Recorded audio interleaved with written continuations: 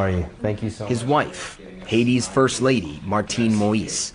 Flanked by private security, she agreed to go on camera for the first time with her side of a story that's left her shaken. You have armed security here at this interview.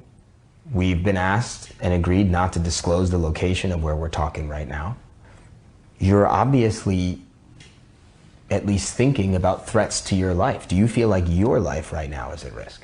Yeah, it is. Because I wasn't supposed to be alive. In a long conversation that switched between Haitian Creole and English, Moïse described in vivid detail what happened the night her husband was killed. It was around 1 a.m., she says, when the shooting started. It wasn't something small, it was the sounds of automatic weapons. Bullet holes still pockmarked the compound. At the time, she and her husband hid in their bedroom, but just minutes later, she says the door burst open. Gunfire ripped through the air, and at first, only she was hit. Face down and bleeding, she thinks about a dozen men ransacked the room, looking for something specific. They came to find something because I heard them saying, "That's not it, that's not it, there it is," which means they found what they were looking for. She doesn't know what they found, but after they did, an attacker approached her husband, at this point still alive and unhurt, and got on the phone. She says that person called someone and described what my husband looked like, saying he was tall, skinny, and black. Maybe the person on the phone confirmed to the shooter that was him, and they shot him on the floor. The president was dead, and the attackers left soon after. Moïse believes they thought she was dead too. Critically wounded, she lifted herself up. When you stood up and you saw that he was dead, did you say anything to him?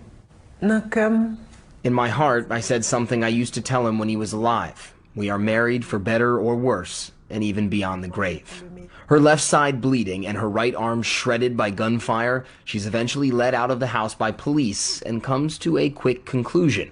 The dozens of security guards normally on hand to protect the president either let the attackers in or they abandoned their posts. No. There's no other explanation, she says. You're there to protect a president, and the president is dead, and you're nowhere to be found. Adding that she was amazed. Apparently not a single guard was injured. Moïse believes it's part of a much larger conspiracy. At your husband's funeral, you said, quote, "The raptors are still out there watching and laughing at us." Yes, what did you mean by that? Yes, they are. Because no one is being arrested yet. The people that they arrest is the people that pull the trigger. They won't pull the trigger with no orders. So the main character that we need is the people that paid for that and the people that gave the order. And you think that that person or persons has not yet been arrested? Oh. No.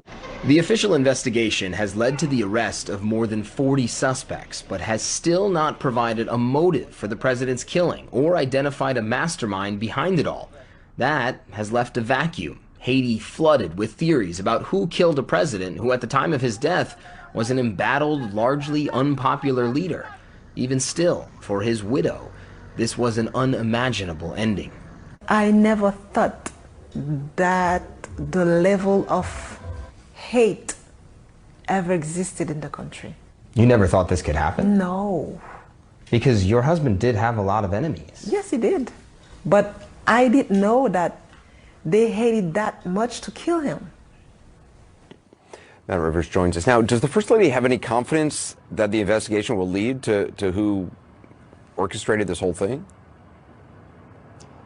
I think it's safe to say no, she does not, Anderson. She continues to want the U.S. authorities that are already involved in this investigation to even ramp up their participation. She's also publicly calling on the United Nations to create a special investigative tribunal to investigate her husband's assassination, much like they did after the assassination of Lebanon's president back in the mid-2000s. Basically, she's saying there are so many powerful interests in Haiti that if outside investigators, foreign investigators, are not involved in this, she doesn't think the truth will ever really be found out. Matt Rivers, appreciate it. Thank you. Fascinating.